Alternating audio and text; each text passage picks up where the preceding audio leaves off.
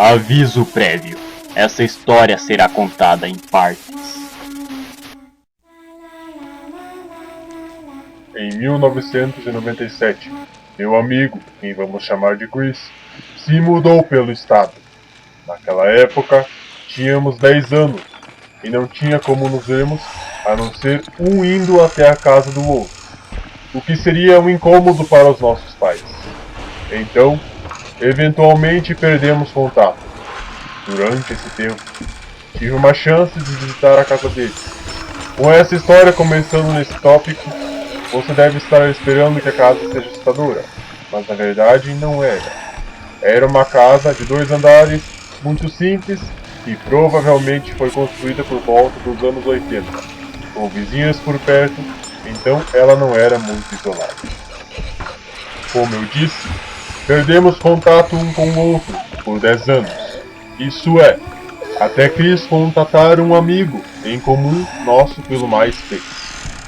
Fizemos planos para ligar e sair, pois agora que tínhamos nossos próprios meios de transporte, seria bem mais fácil. Após mais ou menos um mês, Chris mencionou que sua família estaria remodelando a casa, e eu ofereci ajuda. Ele e seu pai aceitaram a oferta, pois os proprietários anteriores aparentemente não cuidavam muito bem da casa. Então, 2 semanas depois, dirigi para a casa dele e estávamos rasgando os papéis de parede e colocando os carpetes. O porão havia virado uma sala para Chris, alguns anos antes, e enquanto metade do piso era concreto, a outra metade parecia ter sido destruída e substituída com placas de madeira. Uma dessas placas havia se quebrado, deixando um piso falso sob o carpete, e esse era o porquê de eles quererem substituir. Rasgamos o carpete e começamos a rasgar as placas no chão, quando encontramos o que parecia um buraco de 5 pés que estava cavado bem ali. Chris pulou ali, pensando que poderia ter maior facilidade em soltar as placas quando ele disse que tinha algo ali. O pai dele pegou uma lanterna e pulamos para ver o que era. Era uma caixa. Era semelhante a uma caixa de sapatos, mas havia 3 pés de largura e estava extremamente danificada pela natureza. Estava tão deteriorada que você não conseguia pegar um pedaço. Acreditamos que o que estava ali estaria também muito danificado, mas quando decidimos abrir, vimos que tinha a proteção de um saco de lixo preto. Chris pegou o saco de lixo e seu conteúdo fez barulho, de plástico batendo em plástico. Estávamos curiosos para saber o que estava ali, então subimos as escadas e cortamos a sacola com um par de tesouras e encontramos 24 fitas de vídeo desmarcadas. Eu e Chris estávamos curiosos para saber o que estava ali, mas o pai dele afirmou que aquilo era uma coleção de material ilícito de alguém, e que se ainda estávamos curiosos, era para checarmos elas depois que acabássemos o serviço naquele dia. Desde que o plano era ficar por ali para ajudá-los no dia seguinte e sair no domingo à noite, decidimos assistir as fitas naquela mesma noite. O pai do Chris estava cansado e não ligou para o que estava naquelas fitas, então ele foi para a cama um pouco mais cedo. Então, tiramos o velho VCR do porão dele, conectamos ele com a TV no quarto do Chris, pegamos uma das fitas do saco e colocamos no aparelho. As fitas certamente não eram filmes contrabandeados, como o pai do Chris pensava. Eram filmes caseiros de um homem desconhecido que chamamos de Butcher Fritz. Aparentemente, não havia transição de uma cena para outra. Era como se ele apenas estivesse filmando algo aleatório, por alguns minutos, e então deixar a câmera de lado, por Deus sabe lá por quanto tempo, até ele achar algo que o interessava. A maior parte da gravação era ele ligando a câmera, encarando uma cadeira, ele saía de trás da câmera, ia até essa cadeira, e a jogava no chão, voltava para trás da câmera e a desligava. Ou até ele brincando com uma aranha qualquer, com qual ele falava num tom alto, como se fosse uma criança, e a fita terminava com ele a esmagando. Ou então, ele filmando seus pés, enquanto andava respirando profundamente.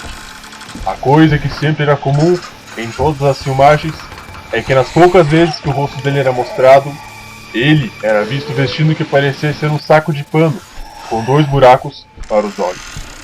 Ele era um cara grande, tendo uns 2 metros de altura, com um físico decente, com alguns músculos, mas sem ser bombado. O resto da filmagem era muito mais assustadora e sinistra. Algumas das fitas mostravam ele filmando pessoas, deixando construções e casas. Ele estava obviamente se escondendo em algum lugar da rua, olhando as localizações e também estava respirando profundamente e em alto tom. Muito pior eram as coisas que ele se filmava fazendo. Um pedaço da filmagem mostrava ele sentado numa mesa com um camundongo preso em um pote de picles grande.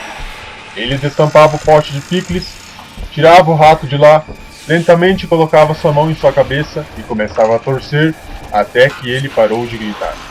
Ele torceu um pouco mais até sua cabeça se soltar do corpo e então desligou a câmera. Outra parte mostrava ele numa fazenda. Não havia fazenda na propriedade, dos meus amigos, então não sabemos onde isso foi filmado. Ele ligou a câmera, mostrando um porco amarrado a um poste. Ele andou até o porco com um machado em mãos e arrancou a cabeça dele. O que era realmente assustador é que as gravações eram filmadas em que agora era a casa do meu amigo. As gravações eram sempre feitas no escuro, como se esse cara não gostasse de acender as luzes, mas reconhecemos várias localizações da casa.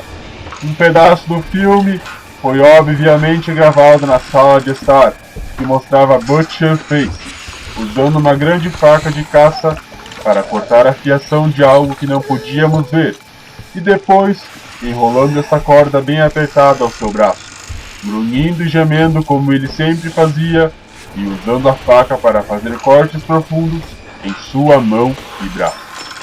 Outro desses clipes mostrava ele ficando em frente a uma mesa na cozinha. Na mesa estava um ferro de passar roupas. Ele então abriu o zíper de suas calças, tirou o pênis para fora, colocou na mesa e pressionou o ferro quente contra ele. Ele gritou, mas não tirou por uns 30 segundos. Ele finalmente tirou o ferro, limpou a câmera e a desligou. O que mais nos aterrorizou foi o clipe de Butcher Face, no que costumava ser o quarto do Chris, antes dele se mudar para o porão. Ele ligou a câmera e mostrou o quarto todo que parecia estar forrado por milhares de velas.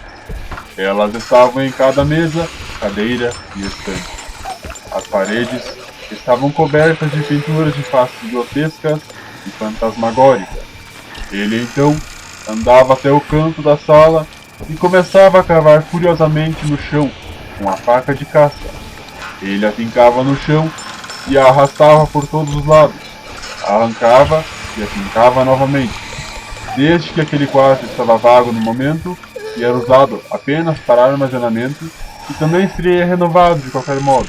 O pai do Chris deixou a gente rasgar o carpete na área do quarto. O que achamos era uma parte do chão que havia sido preenchida com areia, sem reais evidências de que tinha sido escondido ali. Outra fita mostrava Butcher Face naquele mesmo quarto, com ainda mais velas. Ele estava de joelhos, encarando a câmera de longe, com seus braços para cima, gritando o que parecia ser: "Para os poços de dor e tortura!" O interessante sobre essa fita é que ele só tinha 3 dedos em sua mão esquerda, sendo os faltantes o mindinho e o anelar. Ele tinha todos os dedos nos clipes anteriores, e achamos que ele os cortou. Esse era o último clipe da fita, e a câmera parecia perder o foco. A filmagem da última fita mostrava Butcher Face cavando um buraco furiosamente, o buraco que encontramos no porão. Ele estava cavando rapidamente e respirando profundamente. Ele estava constantemente grunhindo. Sua camisa estava de lado, mas ele ainda usava a máscara.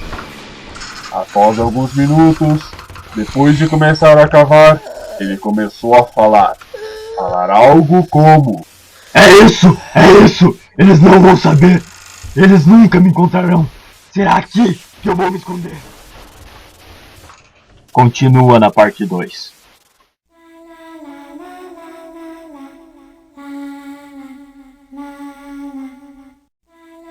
Aqui é o Render e esse vídeo terá continuação. Aqui é o Zero. Se gostou, deixe o like que ajuda muito. Compartilhem para divulgar nosso canal. Os links das redes sociais estão na tela. Para mais detalhes, vejam a descrição.